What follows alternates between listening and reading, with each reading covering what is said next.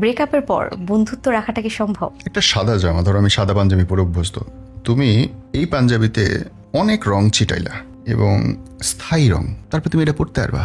সম্ভব না। কিন্তু অসম্ভব। তুমি সাদা প্যান্ট পরছো, অনেক দাগ লাগলে তুমি কিন্তু পড়তে পারবে না। ব্রেকআপ হয় অনেক দাগ লাগলে। একটা দাগ লাগলে মানুষ মানায় নেয়, একটা বাটন ছিঁড়ে গেলে আমি নতুন বাটন লাগায় পরবো। সব বাটন সব জামা ছিঁড়ে গেলে আমি তোর পড়তে পারবো না। সম্পর্ক তো আর টিকবে না অনেকগুলো ছিদ্র হয়ে গেলে না। যখন অনেক ছিদ্র হয়েছে, অনেক দাগ লাগছে, ঝগড়া হয়েছে, খারাপ কিছু হয়েছে, তারপরে গিয়ে ব্রেকআপ হয়েছে। এমনি এমনি তো সাত করে কেউ কারোর সাথে ব্রেকআপ করে নাই। তার মানে অনেক খারাপ ঘটনার পরে যখন আমাদের ব্রেকআপ হয়েছে, দীর্ঘ সময় যাওয়ার পরে মনে হইতেছে না ঠিক করি নাই, বা ওই জায়গা ভালো ছিল, আমার প্রেজেন্টের চেয়ে অমুক ভালো ছিল, এক্স ভালো ছিল, হয় দেখতে ভালো ছিল, নাহলে আমাকে শান্তি দিতে বেশি, চলো আবার যোগাযোগ করি। বা দেখা হয়ে গেছে একই কর্মক্ষেত্রে, পাশাপাশি বসে আমরা মদ খাইতেছি, তাইলে কি হলো বোন? যে তুমি কিন্তু ইনফ্যাক্ট তাকে আবার নতুন করে চাইতেছ, কারণ সে তোমার বন্ধু কোনোদিন ছিলই না। বন্ধুদের সাথে কোনোদিন ব্রেকআপ হয় না। এক্স্যাক্টলি। আর বয়ফ্রেন্ড বা গার্লফ্রেন্ড হচ্ছে নেক্সট টু দ্য জামাই বা বউ। এবং আমরা যেভাবে মিশি আসলে তারা মানে এটা কি বলে, বেআইনি জামাই বা বেআইনি বউ না, বয়ফ্রেন্ড গার্লফ্রেন্ড। সো বউ থেকে আমি কাউকে বন্ধু তো বলতে পারবো না ব্রেকআপের পরে। জামাই থেকে তো আর সে আর আমার বন্ধু হয়ে যেতে পারবে না। এই ট্রেন্ড ইদানিং আছে, এটা আমার কাছে অশ্লীল লাগে। অনেকরে দেখি আগে এক্স ছিল, এখন ফ্রেন্ড হয়েছে, আমার কাছে অশ্লীল লাগে। আমার কাছে মনে হয় কি, এরা উপরে দেখায় যে এরা বন্ধু, কিন্তু এরা অ্যাকচুয়ালি আগের চেয়েও খারাপ। আগে তো তার একটা কমিটমেন্ট ছিল, মানুষ জানতো।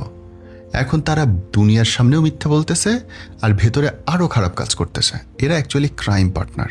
আমার পুরনো মানুষের সঙ্গে আমার কি এমন কথা থাকতে পারে? তুমি তখন বোঝো নাই, এখন আমি একটা সম্পর্কে আছি, এখন তুমি খুব বুঝে ফেলাইলে আমারে। এগুলো অশ্লীল, খুবই মিথ্যা। হইতেই পারে না। চাঁদ দুনিয়াতে আসে নাই, আর আমিও চাঁদ তোমার জন্য আইনা দিই না, এই টাইপের একটা মিথ্যা। এবং এরা মিথ্যাবাদী যারা বলে উই আর জাস্ট ফ্রেন্ডস, আমার এক্সের সাথে কিছু নাই, জাস্ট কথাবার্তা হয়, নর্মাল চ্যাট হয়। আরে তোর কিসের নর্মাল চ্যাট হবে ওর সাথে? ফাজলামি নাকি? এক্সের সাথে কিসের নর্মাল চ্যাট কও তো? আমার তো মাথায় ঢুকে না। আচ্ছা, আমি তাকে সবকিছু দেওয়ার পরেও না সে আমাকে ছেড়ে চলে গেছে। কেন চলে গেছে সেটার উত্তর না আমি আজও পাইনি। ওকে, কি দিছো তুমি? যখন রিলেশনশিপে কি দিছো? তুমি বলবো আমি তার সাথে শারীরিক সম্পর্ক করছি, তো একাই করছে সে, তুমি করো নাই। বরং দেখতে গেলে তুমি উল্টা নিয়েছো। সরি ফর মাই ল্যাঙ্গুয়েজ, ক্ষমা করো আমি বাজেভাবে বললাম। তাহলে তুমি দিলাটা কি? তুমি বলবো আমি তাকে ভালোবাসছি, সে ভালোবাসে নাই সেই সময়, বাসছে সেই সময়। আমি আমার সময় দিছি, সে সময় দেয় নাই, তুমি একাই সময় দিয়ে ফেলছো। সে আসে নাই, সে তো কাছে আসছে। তাহলে তুমি এক্সট্রা কি দিলা? কোন জিনিস দিলা যার জন্য সে আটকাবে? আমরা ভুলটা করি কি জানো বন্ধু, পুরুষ মানুষের এমন একজন জীবনসঙ্গী দরকার যে জেনারেলি পুরুষ মানুষকে কেউ হেল্প করে না, কেউ না, মা বা ভাই ব্রাদার কেউ হেল্প করে না, পড়ে গেলে হেল্প করে না। কিন্তু একটা পুরুষ চায় এমন একটা নারী তার সাথে থাকবে যে পড়ে গেলে তাকে পিঠ দিয়ে ঠেকাবে। এই যে পিঠ দিয়ে ঠেকাবে যে নারী, তাকে স্ট্রং হইতে হয়, দূরদর্শী হইতে হয়, এবং তাকে সম্মান দিতে পারা নারী হইতে হয়। ছেলে মানুষ 10টা প্রেম করে বেড়াবে, বিয়ে করবে এই 3টা গুণ দেখে।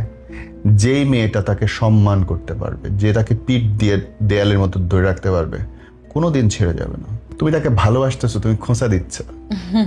তুমি তাকে একটু খাবার আইনা দিচ্ছ একদিন, আর সে তোমাকে 10 দিন হোটেলে খাওয়াইতেছে। যেদিন খাবার আইনা দিচ্ছ, সারা জীবন ওই কথাই খোঁটা দিয়ে যাইতেছো। একটা ঈদে পাঞ্জাবি দিয়ে তোমার খোঁটা দেওয়ার শেষ নেই। ওরে তো আমি জামা কিনে দিছি, আর তোর পেছনে কত টাকা খরচ করছে ও মনেও রাখেনি।